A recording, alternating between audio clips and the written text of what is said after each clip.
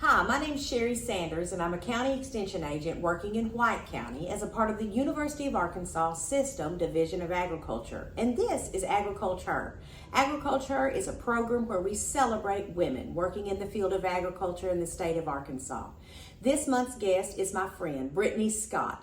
Brittany is the CEO and owner of Smart Reproduction. They're located just right outside of Jonesboro in Northeast Arkansas. And this is Brittany's story.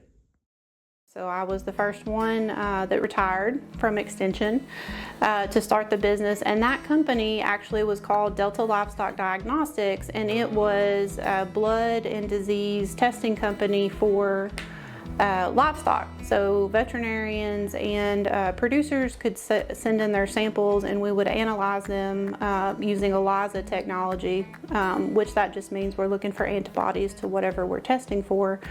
And the reason we did that is because we knew we wanted to start a reproduction company eventually. And so if we bought an ultrasound machine, an ultrasound only does one thing.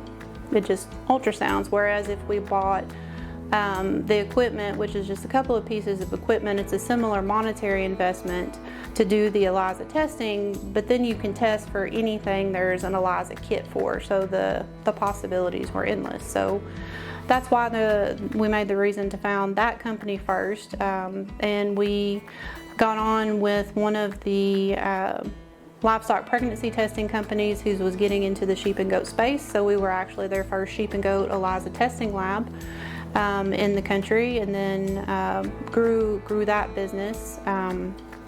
And so once we got that established where I was able to support myself and there was a little extra income, the business partner also left his job at the time, and we co-founded our reproduction company, which was B&D Genetics. And so for that, his background was sheep and goats. He grew up in the boar goat industry, and they were very well known and raised some really beautiful animals and had all of the resources in terms of the farm, the setup, stuff like that was left over from that. So instead of doing horses, because they didn't know anything about horses or have horses at this farm, we did sheep and goats because he also had the customer base, and they did embryo transfer and stuff like that when they were growing up with the boar goats. So Brittany got to learn about small ruminants, which again, we didn't have those in East Texas. We have heat, humidity, we don't have sheep and goats. Definitely not known for it. So it was definitely a crash course in all things small ruminant. But I picked it up pretty quickly, and so we were able to use the family's property, which was a huge blessing, to be able to use all of those resources to support our company and our dream. And we had a clinic to where breeders could bring their projects to us and drop off, so kind of like boarding at a vet clinic if you want to do that comparison. But we offered semen collection, artificial insemination, and embryo collection, transfer, and freezing. And then we also got a lot of requests from the larger breeders, which would be the larger contracts, to go on farm, because it doesn't make sense for the big breeders or the animals, quite frankly, to be transported to Cherry Valley, Arkansas. So we made the investment once the business grew to get a mobile lab, and went for several years, farm to farm, worked with some amazing producers all over the country, tons of different states.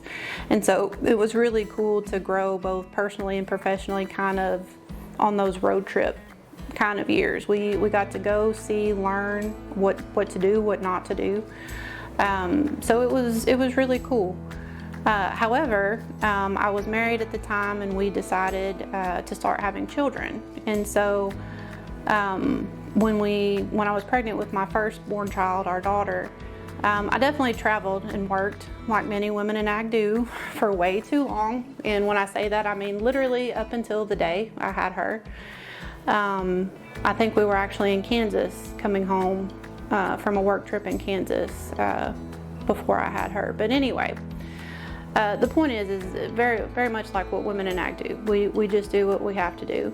And so then, we had our daughter, and it was the same thing. We have a small business. It was us. I think we may have had some other support staff helping in the office, but you still have to go use your skill set to make money. So our daughter came to work with us for as long as she could, which was, until they get mobile, crawling, stuff like that.